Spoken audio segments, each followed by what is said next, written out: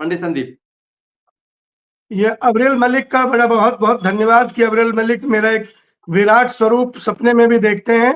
अच्छी बात है कि मेरे को ख्वाब में भी देखते हैं, और मैं कहता हूं कि माँ सरस्वती आपके जुबान पर हो कि मेरा कद इतना बड़ा हो कि मैं इंडिया गठबंधन को रिप्रेजेंट करूं। फिलहाल तो मैं कांग्रेस की बात करूंगा, और उस कांग्रेस की बात करूंगा जिसके नेता को माननीय अटल बिहारी वाजपेयी जी ने भी दुर्गा कहकर बुलाया है।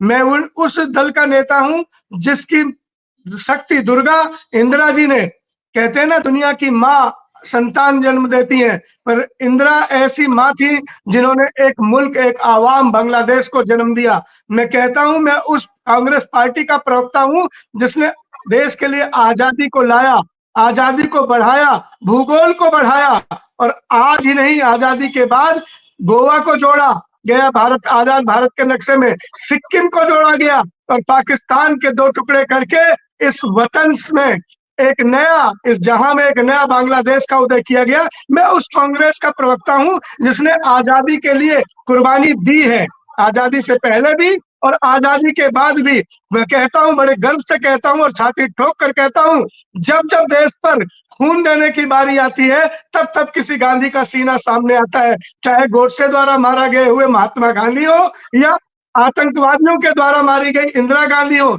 या राजीव गांधी जी का वो बलिदान हो।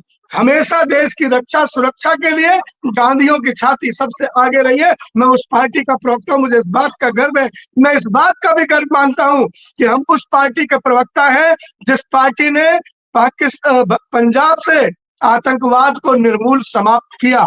मैं उस महान नेता को भी आज शहादत देता हूं, स्वर्गीय बेअंत सिंह जी को, जिन्होंने आतंकवाद को खत्म किया और आतंकियों की गोली के आखिर उस बम धमाके के शिकार हुए। उन्हें पता था मेरी जान जाने वाली है, लेकिन वो न रुके, न डिगे, न हटे, आतंकवाद को मिटा के रहे। मैं उस इंदिरा जी का बच्चा हूं जिन्होंने उड़ीसा में 2 दिन पहले अपनी हत्या से पहले कहा था, मेरे लहू का एक एक बूंद अगर देश के काम आएगा तो मैं उसे निसार कर दूंगी। मैं उन राजीव का बच्चा हूं जिन्हें इंटेलिजेंस में पता था कि वहां मत जाना, आपकी जान को खतरा है, लेकिन फिर भी उन्होंने बाहें फैलाकर लोगों को मिलाया। मैं आज उन राहुल का सिपाही हूं जो मणिपुर जाते हैं। काश प्रधानमंत्री, मेरे प्रधानमंत्री, आदरणीय प्रधानमंत्री को इजराइल दिखने के पहले मणिपुर दिख जाता। मणिपुर में तो पासपोर्ट भी नहीं लगता साहब। आपको इजराइल में मारे गए लोगों की बड़ी चिंता है, बड़ा दुख है। ये केसरिया रक्षा दल वाले जो कह रहे हैं इजराइल जाएंगे, ये क्यों नहीं गए मणिपुर? सवाल पूछा, अपनी बारी पे जवाब देना, अपनी बारी पे जवाब देना, अपनी बारी पे धैर्य रखिए, अपनी बारी पे।